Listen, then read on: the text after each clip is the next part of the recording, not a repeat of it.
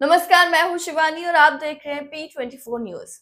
बिहार की राजनीति में एक नया नाम उभरा है, प्रशांत किशोर का। इस नाम की चर्चा 2025 के विधानसभा चुनाव को लेकर भी है। जन स्वराज पार्टी के संस्थापक प्रशांत किशोर यानी कि पीके की क्या भूमिका रहने वाली है, आज इस पर बिहार की राजनीति पर गहरी पकड़ रखने वाले वरिष्ठ पत्रकार रविशंकर कुमार पटना से हमारे साथ जुड़ चुके हैं। तो रवि जी, अगर मैं प्रशांत किशोर की बात करूं तो इस बार के चुनाव में कितने खास साबित होने वाले हैं और किसे सबसे ज्यादा नुकसान पहुंचाएंगे? देखिए, प्रशांत किशोर की अगर बात करेंगे तो इस बार के चुनाव में जी। उनका काफी महत्ता है, क्योंकि देखिए वो बिहार के उन चीजों वैसे नब्ज पे वो हाथ डाल रहे हैं जिसकी जरूरत है बिहार को। चाहे पलायन का मुद्दा हो, बेरोजगारी का मामला हो, शिक्षा की व्यवस्था हो, इन चीजों से बिहार में लोग जो है ना काफी त्रस्त है। खास करके उसमें पलायन और बेरोजगारी। सरकार जितनी भी नौकरी देते, मैं कई बार कह चुका हूँ कि यहाँ नौकरी का मतलब है, रोजगार का मतलब है सरकारी, और बाकी उद्योग धंधे से लोग उसको रोजगार में नहीं गिनते। वो कहते हो तो कैपिटलिस्ट का काम है, सरकारी नौकरी दो तो उसको मानेंगे। तो इन तमाम चीजों पर वो ध्यान दे रहे हैं, और इन चीजों को अगर आप देखेंगे तो प्रशांत किशोर जिस प्रकार की उनकी बयार है अभी बिहार में, वो काफी फर्क उनसे पड़ेगा बिहार की राजनीति में। और तीसरी दूसरी जो उसमें सबसे बड़ी बात है कि प्रशांत किशोर इस बार दोनों ही गठबंधन को नुकसान पहुंचाने वाले हैं। लेकिन हाँ, आप ये कह सकते हैं कि महागठबंधन पर उनकी नजर जो है कुछ ज्यादा है, वो लालू यादव के पीरियड को लेकर के।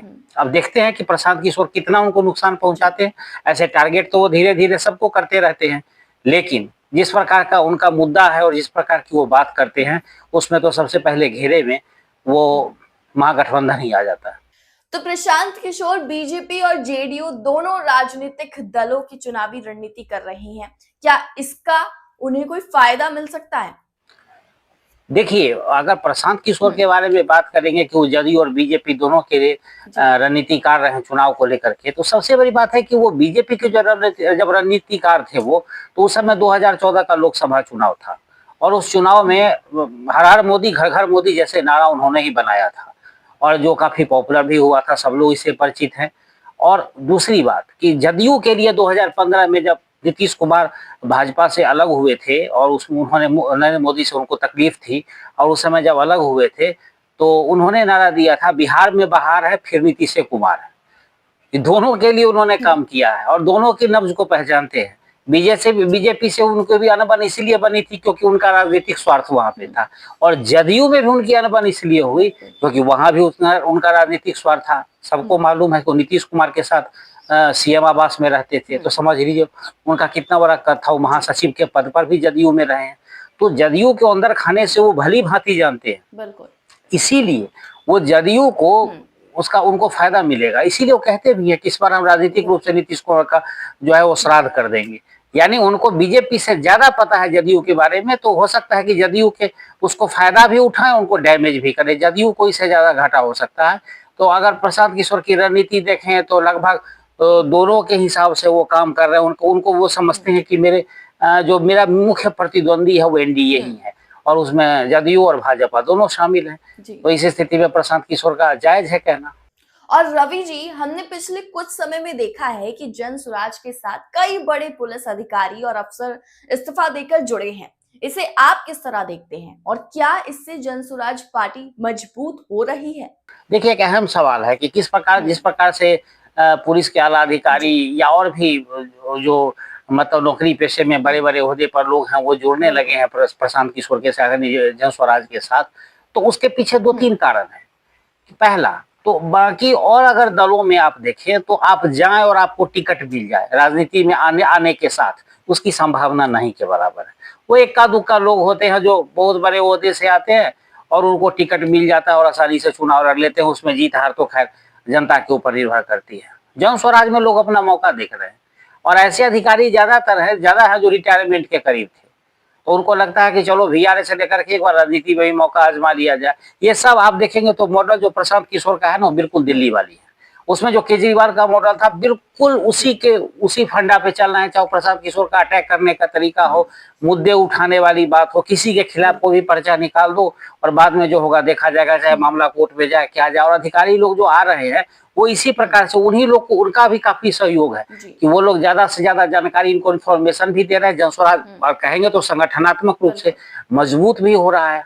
और दूसरी बात कि उनको ये लगता है कि जो जनाधार भी है, लोगों को लगता है कि अच्छा ये बड़े लोग हैं, ये बड़ा नाम है बिहार में इन चीजों का। अब बाकी देश में भी ये चलता है कि लोग को लगता है कि अच्छा ये फलाना नाम इससे जुड़ा है। तो प्रशांत किशोर का संगठन भी मजबूत हुआ है, उसका उनको फायदा भी मिलेगा और कहीं कहीं इसका नुकसान भी है। अभी प्रशांत किशोर देखिए थर्ड फ्रंट पर है, लेकिन क्या चुनाव से ठीक पहले या फिर चुनाव के बाद किसी के साथ प्रशांत किशोर जा सकते हैं? मेरे कहने का मतलब ये है कि क्या किसी गठबंधन का हिस्सा प्रशांत किशोर बन सकते हैं? आपको क्या लगता है?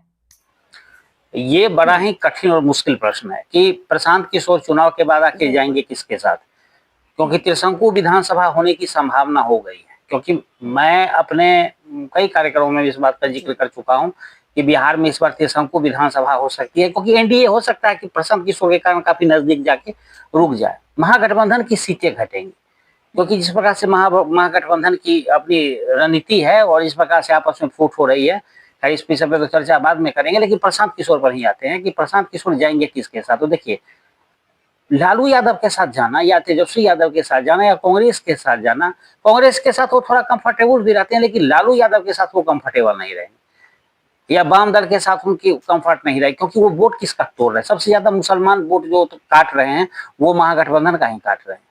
तो इससे उससे उनको नुकसान ही होगा अगर उसके साथ चले जाएंगे। तो जो भी इन्होंने अभी पाया है वो खो देंगे। दूसरी बात कि भाजपा और जदयू दोनों के साथ वो काम कर चुके, दोनों के साथ काम कर चुके हैं, जबकि आरजेडी के साथ काम नहीं किए हैं। तो ये इनके लिए स्वाभाविक रहेगा थोड़ा सा, और यहाँ पर थोड़ा सा मैनेज करने वाले लोग ज्यादा है। और दूसरी बात कि केंद्र में बीजेपी की सरकार है, तो प्रशांत किशोर चाहेंगे कि उसका भी लाभ लिया जाए, वहां से भी फायदा उठाया जाए। क्योंकि प्रशांत किशोर का गोल, जब वो कह रहे हैं कि मुझे चीफ मिनिस्टर मेरा बनना मेरा गोल नहीं है, तो समझ लीजिए कि वो कहाँ जाना चाहते हैं। तो यानी केंद्र की ओर उनका इशारा है। तो उस स्थिति में प्रशांत किशोर चाहेंगे कि हर हाल में अगर त्रिशंकु विधानसभा बिहार में होती है तो प्रशांत किशोर की नजर होगी कि महागठबंधन के बजाय वो एनडीए गठबंधन के साथ आना पसंद करेंगे। अब बाकी तो राजनीति में तो देख ही लेते हैं कि दिल्ली के चुनाव में क्या हुआ था। केजरीवाल जी तो कसम खा लिए थे कि नहीं जाएंगे कांग्रेस के पास, लेकिन फिर कांग्रेस के विधायक का समर्थन लेके पहली बार उनकी सरकार बनी थी। तो अब क्या हो सकता है तो नहीं, लेकिन ज्यादा जो संभावना है, जो मुझे लगता है कि 100% में से लगभग 90% जो संभावना आप माने, मैं इतना तक दावा कर सकता हूँ, वो ये जदयू और बीजेपी के साथ जाएंगे। और हो सकता है कि जदयू का सीट बहुत कम है तो बीजेपी और प्रशांत किशोर मिलकर सरकार बना, ये भी बिहार में हो सकता है। तो रवि जी, हमारे साथ जुड़ने के लिए आपका बहुत बहुत शुक्रिया। तो जिस तरह से प्रशांत किशोर एक्टिव मोड में आए हैं, उससे साफ है कि इस बार उनकी भूमिका काफी अहम रहने वाली है और वो बिहार में सियासी खेल बनाने और बिगाड़ने में अहम भूमिका निभा सकते हैं। P24 न्यूज से जुड़ने के लिए आप सभी दर्शकों का शुक्रिया। कमेंट बॉक्स में अपनी राय देना बिल्कुल ना भूलें।